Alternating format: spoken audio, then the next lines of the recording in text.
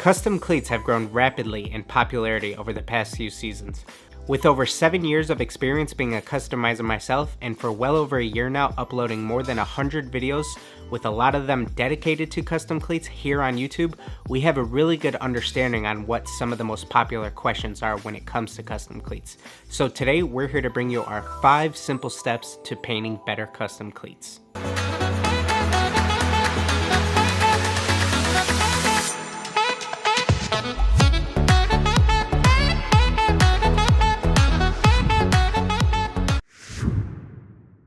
Before you get into any of your painting or let alone your prepping, I think one of the most important things that you could do is have a really good game plan for what you want your project to look like. Although you may have a clear and simple image in your head of what you want things to look like, there's nothing really quite like starting to piece things together in Photoshop with a really clean mock-up. If you were to just dive right into your project, you could end up getting halfway through the thing, spending multiple hours, and ending up with a result that you're not even pleased with. So having that game plan is going to save you a major headache in the long run.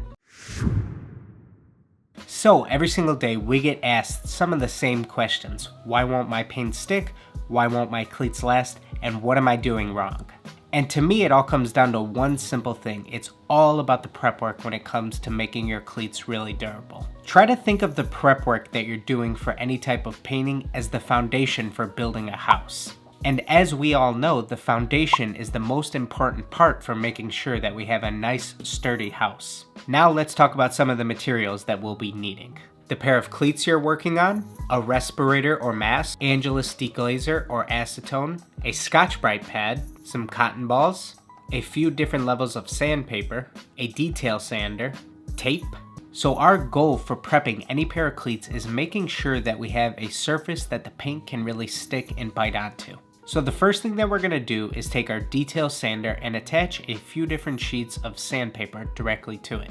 We're going to go ahead and give the entire project a few passes with each different level of sandpaper that we're using. I like to use multiple fine grits, starting things off with about a 400 grit, moving into an 800, and lastly finishing things off with an incredibly fine grit such as 1600 or so. After our sanding is complete, we're ready to move into our Scotch-Brite pad and acetone combo. Feel free to really get in there and insert some elbow grease because we really need to rough up this surface just so that that paint really has something to bite onto. Now we're ready to grab our cotton balls, mix with some acetone, and this is going to pick up any of that green residue left behind from the Scotch-Brite pad and potentially any of the little dust left behind from our sanding. All in all, these steps of prepping the surface should take you anywhere from about 30 minutes to an hour or so per pair. Now we're going to go ahead and tape off any surfaces that we don't want paint to get onto, starting off with our sole plate.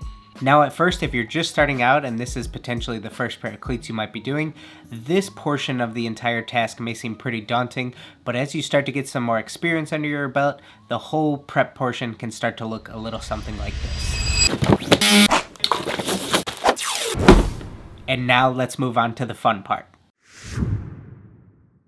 So now this is the part that we've all been waiting for. This is where you get to really let out all those creative juices, really let them flow, and just come up with something really cool. This is where you get to apply all of your design stuff that you thought about earlier, that you pre-planned out, and this is just where you really get to separate yourself from everybody else.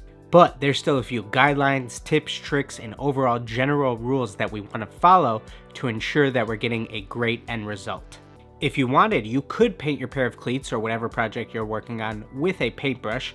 All you would need to do is make sure that you mix in a little bit of duller right into your paint just to ensure that we get that clean factory finish. But for us, we prefer using an airbrush.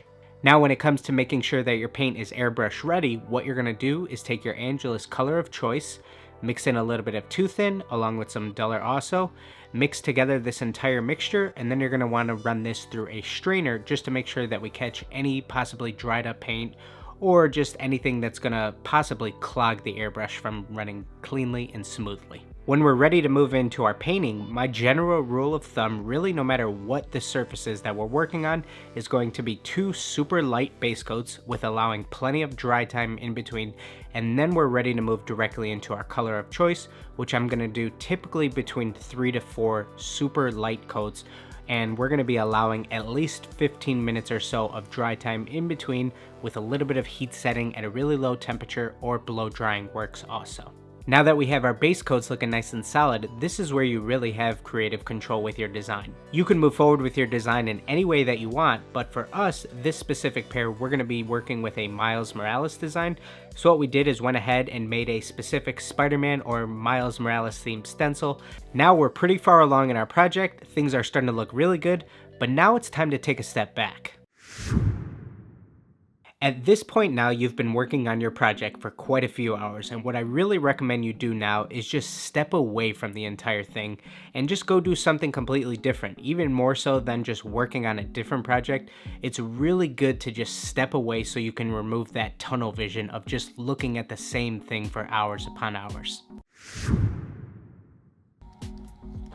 Yeah, we know, but we had to come up with a funny way to have our fifth and final step with a P in it also. So when it comes to finishers, this is a step that a lot of people get wrong when they're first starting out. They think that their entire project can be saved by using a certain finisher. They're always trying to find that magical product that's gonna save the entire thing and just somehow make your cleats wearable. So although some of these products such as Angelus Matte Finisher, Krylon Matte Spray will only help your project, they're not gonna be the sole factor in determining if your cleats are durable or not. It's really all about those earlier steps that we talked about, like the foundation of your building being the prep work, and then really allowing all that dry time, doing the painting process correctly. That's what's gonna affect the durability the most.